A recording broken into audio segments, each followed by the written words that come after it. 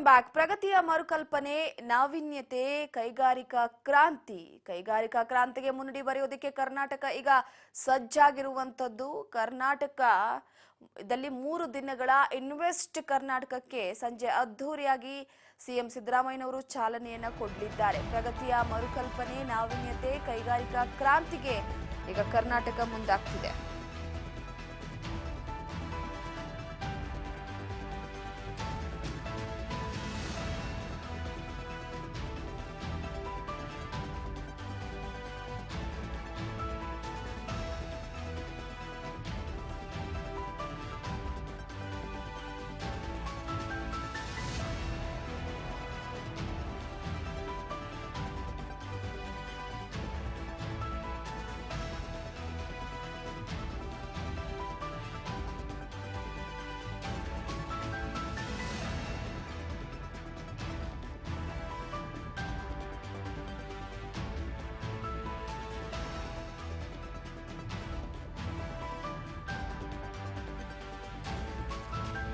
$10 ಲಕ್ಷ ಕೋಟಿ ಹೂಡಿಕೆಯಲ್ಲಿ ನೂತನ ಕೈಗಾರಿಕಾ ನೀತಿ 2025-30 ಪ್ರಗತಿಯ ಮರುಕಲ್ಪನೆ, ನಾವೀನ್ಯತೆ, ಕೈಗಾರಿಕಾ ಕ್ರಾಂತಿಯ ವಿಚಾರವಾಗಿ ಮುನ್ನಡೆ ಬರೆಯುವುದಕ್ಕೆ ಕರ್ನಾಟಕ ಸಜ್ಜಾಗಿದೆ.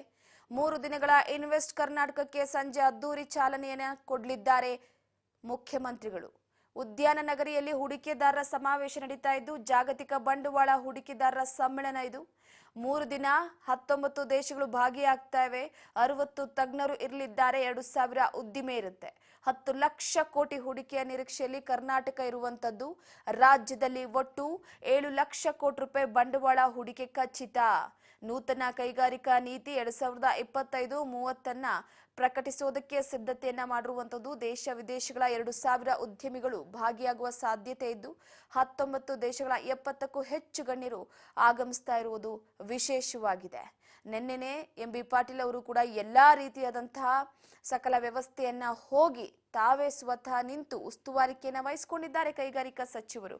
ಈ ಹಿನ್ನೆಲೆಯಲ್ಲಿ ಕೈಗಾರಿಕೋದ್ಯಮದ ಪ್ರಗತಿ, ಕೈಗಾರಿಕೋದ್ಯಮದಲ್ಲಿ ಉದ್ಯಮದ ಅಭಿವೃದ್ಧಿ, ಕೈಗಾರಿಕೋದ್ಯಮದಲ್ಲಿ ನಿರುದ್ಯೋಗವನ್ನ ಹೋಗಲಾಡಿಸಿ ಉದ್ಯೋಗವನ್ನ ಸೃಷ್ಟಿಸುವಂತ ವಿಚಾರ, ಹಾಗೆ ಜಾಗತಿಕ ಮಟ್ಟದಲ್ಲಿ ಕರ್ನಾಟಕವನ್ನ, ಭಾರತವನ್ನ ಪ್ರಗತಿಯ ಪಥದತ್ತ ತೆಗೆದುಕೊಂಡು ಹೋಗುವಂತ ನಿರ್ಧಾರದ ವಿಚಾರಕ್ಕೆ ಸಂಬಂಧಪಟ್ಟಂತೆ, ಯಾಕಂದ್ರೆ ಇತ್ತೀಚೆಗೆ ಅತಿ ಹೆಚ್ಚಾಗಿ ಕೈಗಾರಿಕೋದ್ಯಮಕ್ಕೆ ಪ್ರಾಶಸ್ತ್ಯವನ್ನ ಕೊಡಲಾಗ್ತಾ ಇದೆ. ನೋಡಿ, ಭಾರತ ದೇಶ ಕೃಷಿ ಪ್ರಧಾನ ರಾಷ್ಟ್ರವಾಗಿದ್ರೂ ಕೂಡ ಜಾಗತಿಕ ಮಟ್ಟದಲ್ಲಿ ಗುರುತಿಸಿಕೊಳ್ಳುವಂತದ್ದು ಕೈಗಾರಿಕೋದ್ಯಮದಲ್ಲಿ. ಎಷ್ಟೋ ದೈತ್ಯಾಕಾರದ ಕಂಪನಿಗಳು ನಮ್ಮ ಕರ್ನಾಟಕದಲ್ಲಿವೆ.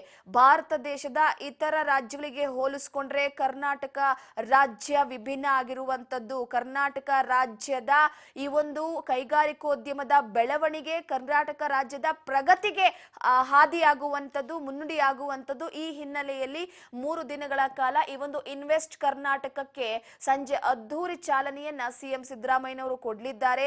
ಈ ಕೈಗಾರಿಕಾ ಕ್ರಾಂತಿ ಅನ್ನುವಂಥದ್ದು ಒಂದು ಕಾಂಗ್ರೆಸ್ ಪಕ್ಷದ ವಿಚಾರವಾಗಿ ನೋಡೋದಾದ್ರೆ ಒಂದು ಹೆಜ್ಜೆ ಮುಂದಿಟ್ಟಂತೆ. ಅಂದ್ರೆ ಪಕ್ಷಕ್ಕೂ ಕೂಡ ಒಂದು ರೀತಿಯಲ್ಲಿ ಹಿರಿಮೆ, ಗರಿಮೆ, ಅದರ ಜೊತೆಗೆ ಕೈಗಾರಿಕಾ ಸಚಿವರಾಗಿದ್ದುಕೊಂಡು ತಮ್ಮ ಖಾತೆಯನ್ನ ಎಷ್ಟು ಮಟ್ಟಿಗೆ ನಿಭಾಯಿಸಿದ್ರು, ಎಷ್ಟು ಉದ್ಯಮವನ್ನ ಅಭಿವೃದ್ಧಿಪಡಿಸುವ ವಿಚಾರವಾಗಿ, ಉದ್ಯೋಗವನ್ನ ಸೃಷ್ಟಿಸುವ ವಿಚಾರವಾಗಿ. ನೋಡಿ, ಇತ್ತೀಚೆಗೆ ಪ್ರತಿ ವರ್ಷ ಕಾಲೇಜಿನಿಂದ ಸಾಕಷ್ಟು ಜನ ವಿದ್ಯಾರ್ಥಿಗಳು ತೇರ್ಗಡೆಯಾಗಿ ಬರ್ತಾ ಇದ್ದಾರೆ. ನಿರುದ್ಯೋಗ, ಕೋಟಿ ನಿರುದ್ಯೋಗಗಳು ಸೃಷ್ಟಿಯಾಗ್ತಾ ಇದೆ. ಲಕ್ಷಾಂತರ ನಿರುದ್ಯೋಗ ಯುವಕರುಗಳು ಕೆಲಸ ಇಲ್ಲದೆ ಅಲಿತಾ ಇದ್ದಾರೆ. ಸೊ ಎಷ್ಟೋ ಜನ ಬೇರೆ ದೇಶಕ್ಕೆ ಕೆಲಸವನ್ನ ಅರಸಿ ಹೋಗ್ತಾ ಇದ್ದಾರೆ.